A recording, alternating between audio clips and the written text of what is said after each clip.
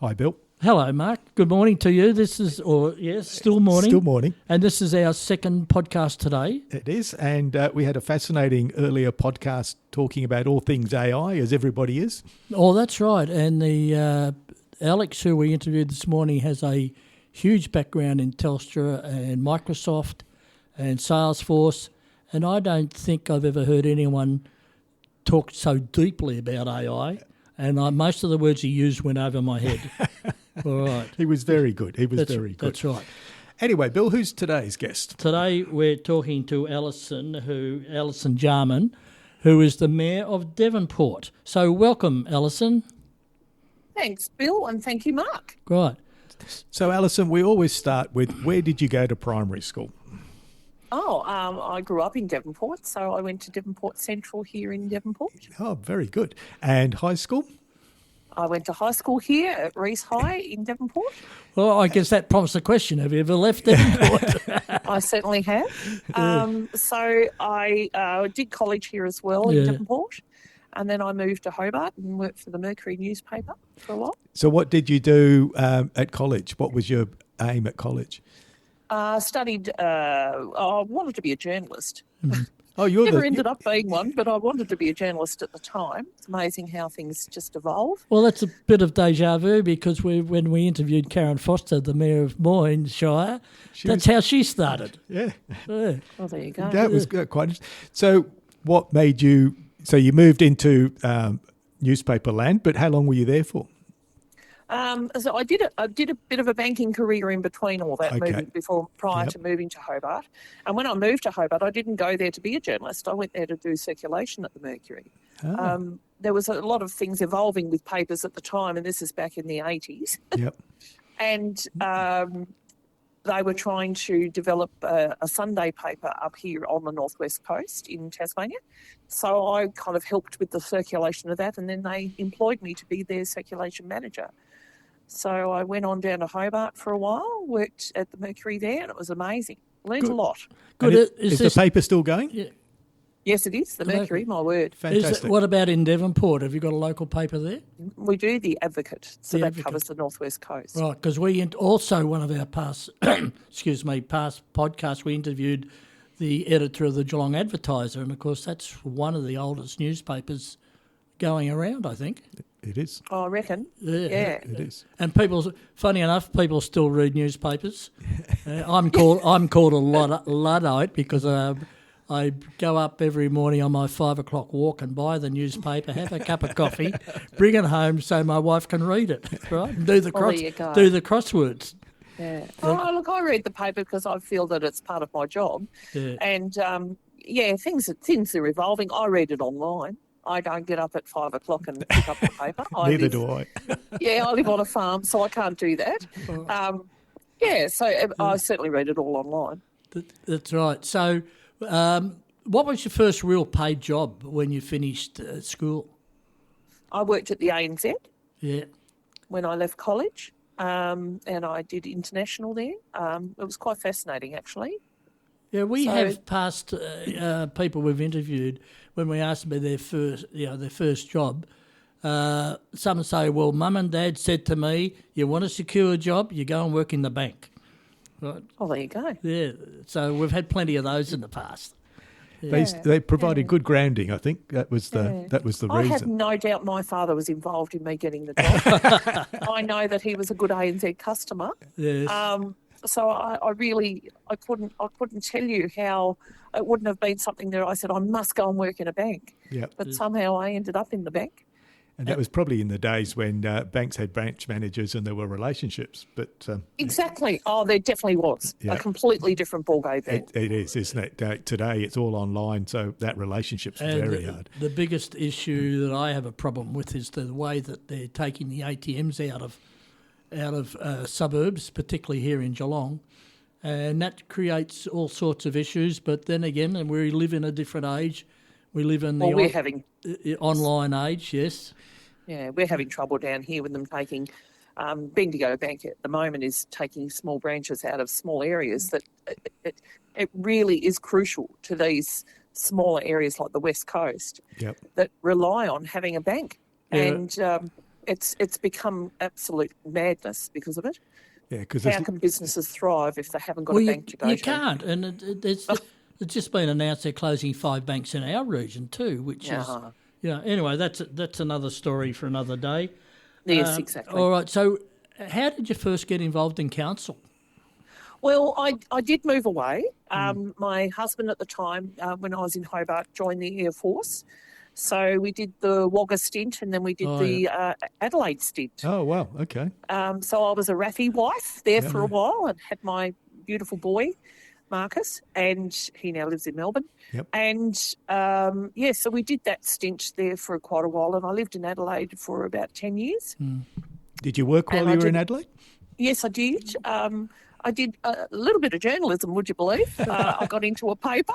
And I also did hospitality and really got into doing events and became, that was kind of the mecca for me. And I have a theatre background as well, so I got to do the theatre thing in Adelaide as well. Well, good place for it. Adelaide's very good in that space. Absolutely. And the best restaurants and all. Yeah, I did love Adelaide. I've got a bit of a love affair with Adelaide. Well, Mark has a habit of going over there every now and again, meeting up with mates and eating his head off. Yes. I do like Adelaide. It's an easy place to get around, and you're right. There's some good eating in Adelaide. All right. So your first entry as a councillor, how did that come about? So I moved home. My lovely husband and I divorced very friendly, very amicably, and I decided my son needed to grow up with his relatives, the cousins and my family. So I moved back home. So I moved back to Devonport in 1996, would you believe? It's a long time ago now. And I found the place a bit sad. Yes, I'd visited. Yes, I'd always come home to visit. But when you move here again and you've been away and you've seen how things can happen, and you just realise that perhaps things had stagnated here. Yep. And I got very heavily involved in community because of it. Yeah. And I wanted to see some change in Devonport. So I decided to run for council. It wasn't until 2011 that I ran for council, but I got involved by being on community committees and being part of a theatre group and being involved. Yeah, good. Rather than standing on the outside throwing rocks, get involved. That's good. Yes, I thought I could. I thought I could make a difference. Oh, that's good. And you've been on council for quite a while, haven't you? So 14 years. Well, that's a good stint. That is a good stint. Yeah, you must. Yeah, and I was really lucky because I was able. You don't plan these things. You don't know what the people want and what they're going to vote for. But I was lucky enough to actually do 2 terms as a councillor and really hone my skills and work with some amazing councillors and mayors. Yeah. And then I ran for deputy mayor and became deputy mayor, and then my mayor retired and I put my hand up for mayor. So how long have you been mayor? So it just evolved that way, just 2.5 years. 2.5 years. This term. That's right.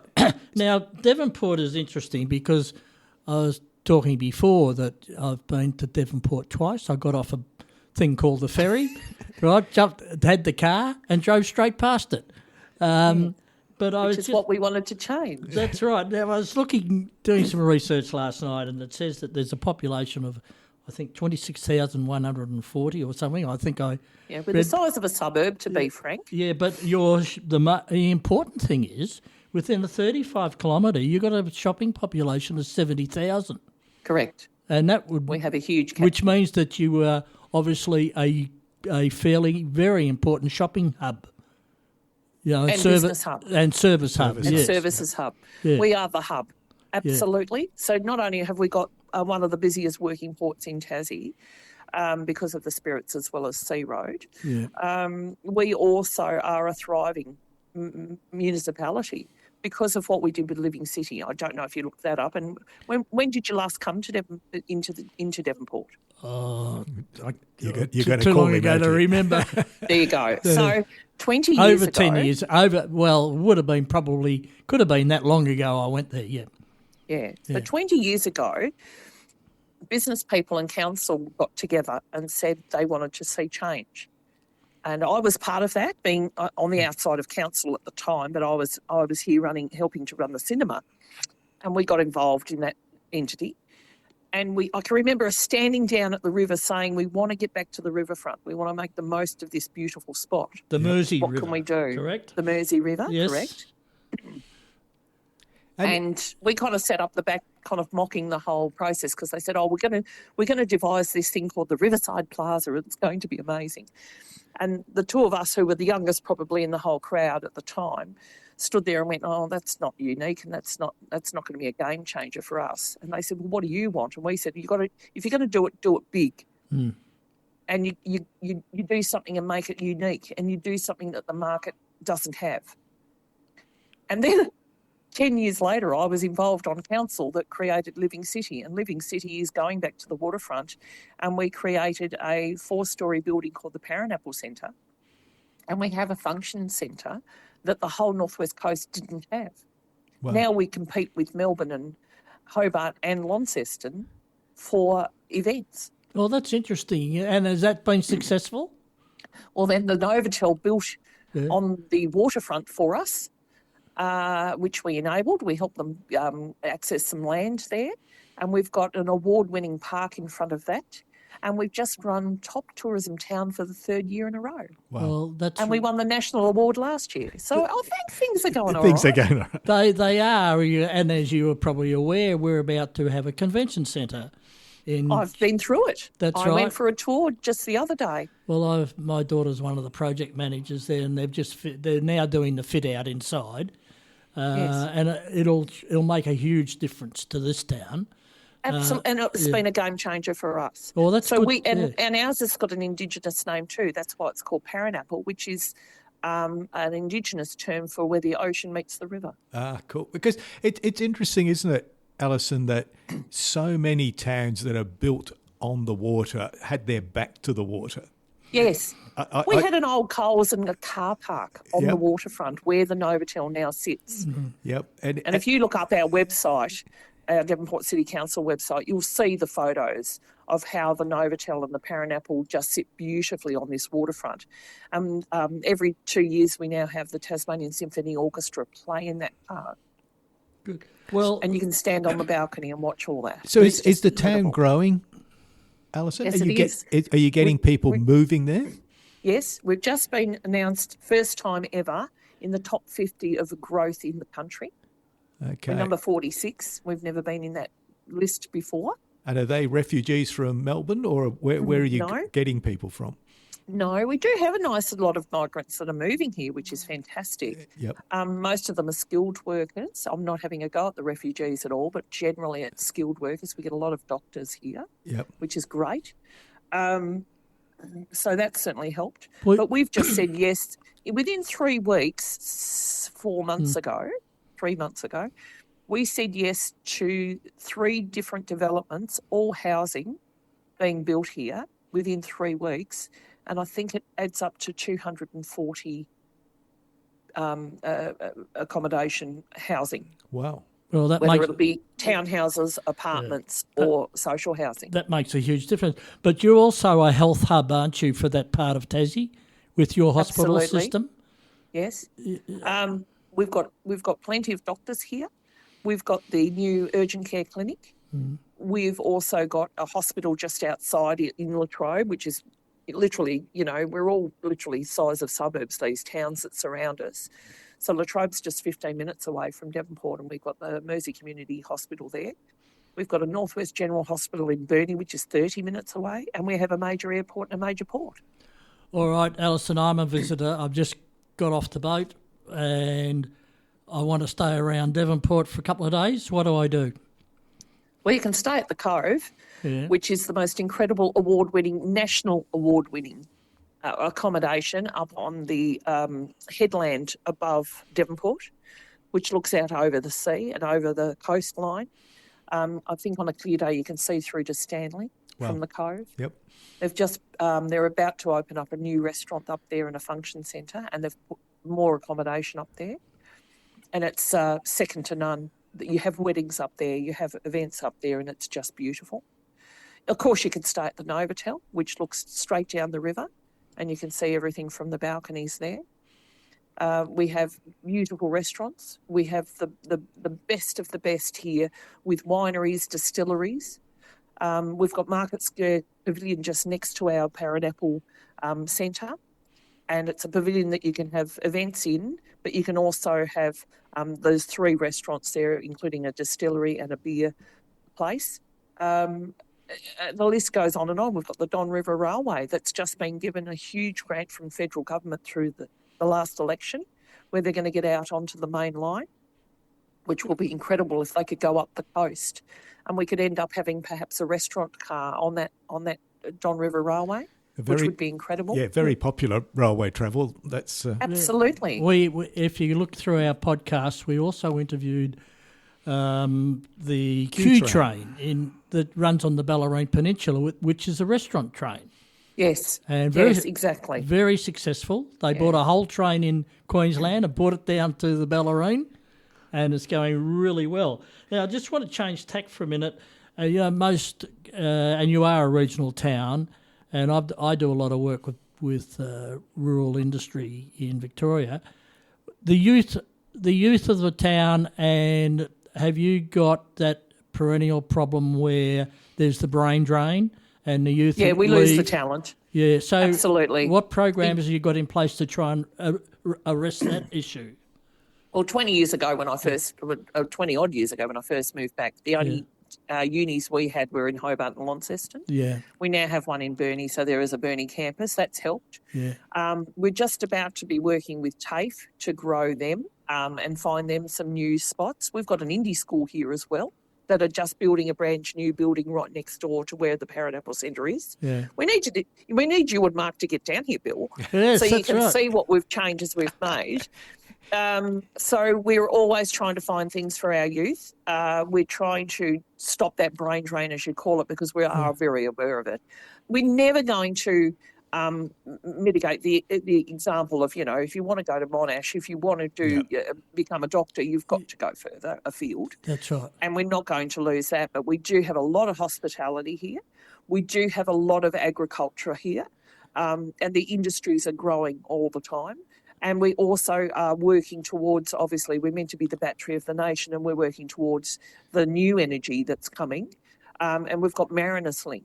So there are other things that we're developing going forward to try and future-proof. Have you got a shortage of trades? If you've got a property development going to happen, the capacity to build houses? But I am concerned that we could get a shortage of trades. But again, we just have to start pooling that and bringing people in. Yeah. What's your? Do you know roughly what's your median price on a house around Devonport these days? The median house price here would be about $480. Yeah. So that's for your typical 3-bedroom, 1-bathroom weatherboard.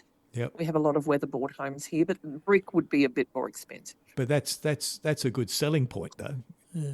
Absolutely. You can afford to buy a house here still. Yes. That's right. And wages are still pretty comparable to the mainland on most areas. That's right. Just going back to TAFE for a minute, because I'm a great advocate for TAFE. Yes, me too. And I have lectured at TAFE I forget what it was. It was a certificate in small business, I think, at Victoria University TAFE for about 4 years. There you go. But I love TAFE, and we've got a great TAFE here in Geelong called the Gordon, and it's a real good old-fashioned skills-based TAFE. Yes. And I think the more that, and we can talk about previous governments that did away with TAFEs and all the rest of it, but it's such an important part of the education system. It's crucial. Yeah. It's crucial. We went through the change here in education where they demanded that all children had to go from Year 10 through to Year 12 no matter what. And that changed the ball game. COVID hit as well. All these changes happened about the same time. But we really found that then, therefore, a lot of student-aged children didn't want to work and do those basic hospitality jobs. We couldn't fill those because they were going to school, Year 11 and 12, and being made to study, and they were paid to be students. Therefore, they didn't need that extra little income. So those 14-year and 9-month kids we were missing out on. Yeah. And that was really hard too. Yeah, hospitality is that's a big issue. They spent $20 million here at the Gordon on rebuilding the hospitality school, and it's absolutely incredible the facilities they've got. And that We've got a feeds Drysdale here ourselves, a kitchen here. Yeah, running they out feed the hospitality industry. And, and you're talking about convention centres and things, and it's a much needed role or opportunity for young kids. I think it is. Yep. That's right. That hands-on practical approach is very, very important. Now, I'll tell you the big attraction and why I went to Tassie at one stage, although I flew in to an opposition city, is because 40 kilometres south of your city, you have a lake. Lake Barrington. Yeah, and I'm a rower, right? Oh, well, there you go. And what a great setup that is down there. Absolutely magic. Yes. Yeah. So yeah, you can't beat it because I believe at one stage it was the only rowing. This is going back a while. Yeah. The only rowing where you could see the start and the finish line. That would have been right. Exactly. Yeah. And it's in the middle of the. Well, I was going to say hills. They're not hills, but it's such a fantastic setting as well.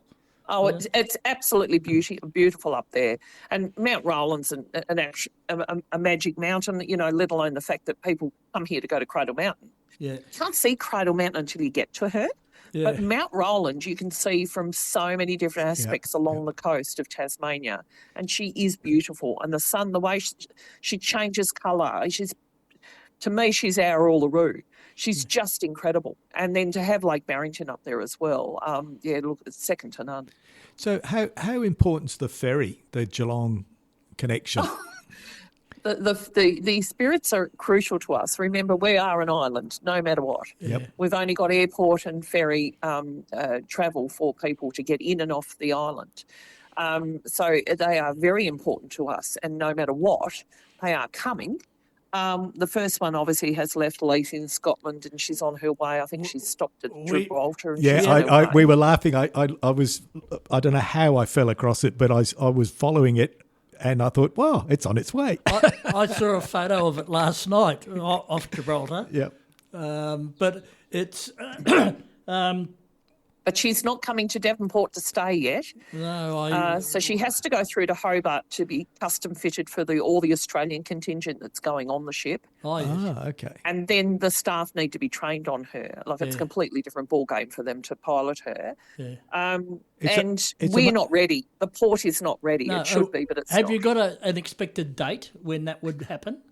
The best case scenario they're telling me is October 2026, which is next October. The worst case scenario is March 2027. Oh, well, we just keep our fingers crossed for you. It should have been March 2024, so you can imagine that I'm not impressed with all this. But anyway, it is what it is. You can't change it. They're working hard now. They're working 24/7 on doing the drilling that's needed. Yeah.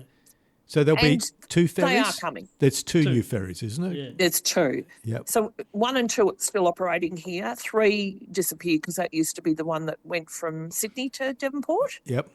Which didn't work out to be a good business case, so it didn't work. I remember. Yes, so this is why they're called 4 and 5. Okay. I do remember that trial with Sydney. That was quite a while ago, wasn't it? It is. Yeah, yes. That's right. Yes. And am I right in? So I was talking to Mark before that the ferry is part of the national highway system. Is that correct? Correct. So it's subsidised. That's right, because it is. You treat it as a road. Yeah. So what you touched on it at the beginning. You're obviously trying to stop people just driving straight off the ferry like Bill's done twice. Absolutely. So what we've done, other than reinventing Living City and having one accommodation here that's to a certain style, and that we're getting now conventions and events that we could never be here before. And we are sold out. We are booked out for the next 3 years with our convention centre. We as a council are having trouble trying to get an event in it. That's how good it's going. And we're getting things that normally would have gone to Hobart. Yep. However, it's the tourists that also, at the end of the day, they've made their plans, they get off the ship and they go to the destinations they want to go to in Tassie, and there's a lot of them that we compete with. Yep. But we've created a sound and light show. Ah, cool. So at the front of your new convention centre in Geelong, they showed me these big poles that are going to be lit up at night. Yeah. And it was funny because they were so proud of them, and I really was impressed, don't get me wrong, but I went, that's nothing. You should see ours. Because we've got 20 and they're surrounding a rotunda, and they tell a sound. It's a sound and light show, so it actually tells a story of our Indigenous peoples as well as our agriculture and our maritime history. Yeah. And it's got the actual Tasmanian Symphony Orchestra part of it, as well as a young local talent called Sumner. And it is on 4 times a night. It's actually a sound and light show that people can go to for free. That's very cool. That's very good. And that's trying to give people a reason to stay or Yep. to come here first. Yep. So in Geelong, talking to Geelong, and of course we've done this MOU with Geelong because we knew the connection was just an obvious thing to do. Yep. And the Geelong City Council have been just incredible the way they've embraced us. They want people to turn left in Geelong Yes. and go into Geelong off the Spirits. We want people to turn right out of Devonport. So Yeah. it's the opposite. Yep. But it is interesting because that's what I want to work on with them to help them.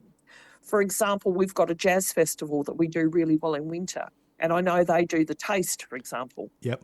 I think the taste on's now, isn't It's it? on. Yeah, that's Yeah, right. yeah. And our jazz festival's at the end of this month, and we Yeah. do that every year in July.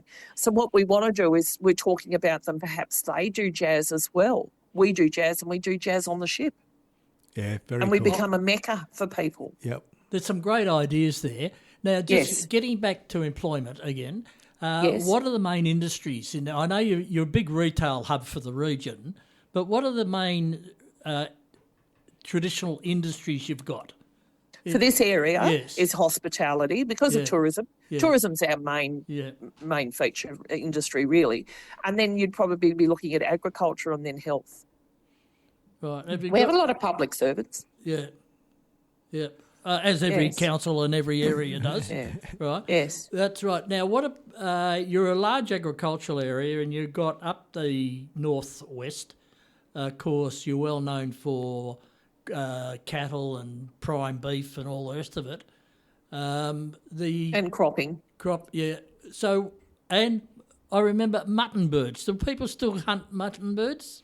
I believe so. It's not really an industry that I Yeah. know much about. I They remember certainly many do. years ago. It's NAIDOC week this week. We're having mutton bird, I believe, on Friday here. Oh, Would you there you believe? go. Very good. That's right. It's It was mostly on the islands off Tasmania that the mutton birding was very prolific. up past Flinders Island and King Yeah. Island. Yeah, and also up west. Is it Stanley on the top? No. What's the top of the northwest? What's up past? Out Marrawar Way. Yeah. There are a couple of islands off there, I recall.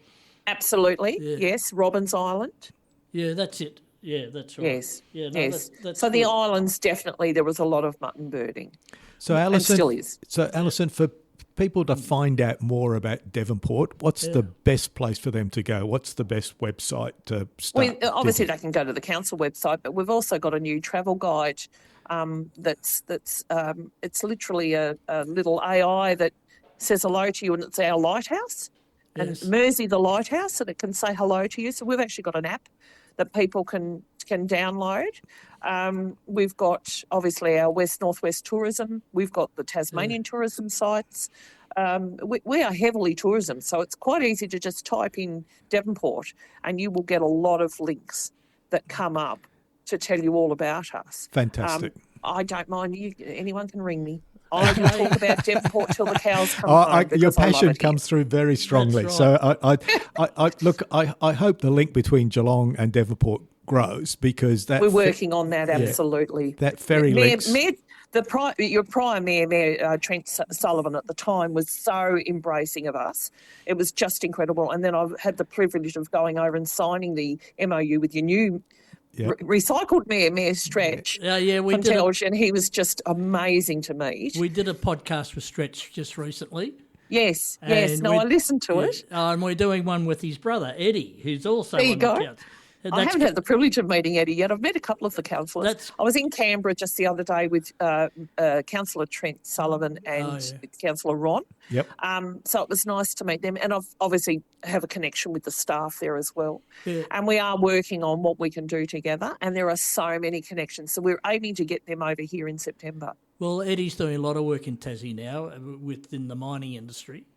Is he now? Yeah, because he's heavily connected to Caterpillar and on the equipment side of things. Yeah.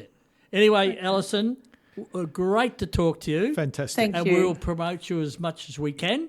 Thank Right, you. And you and Bill yeah, and Mark, you're both very welcome to come over anytime. You let me know. Oh, I like Tassie. Been I'll there a take few you on a times. tour. I Well, do we'll like have to Tassie. find a really good excuse, and maybe we can go down, extend our podcast to Tassie, Mark, do a couple down there. Why not? All right. Thank you, Alison. Thank you. Yeah, thanks very much. Take care. Thank you. Bye.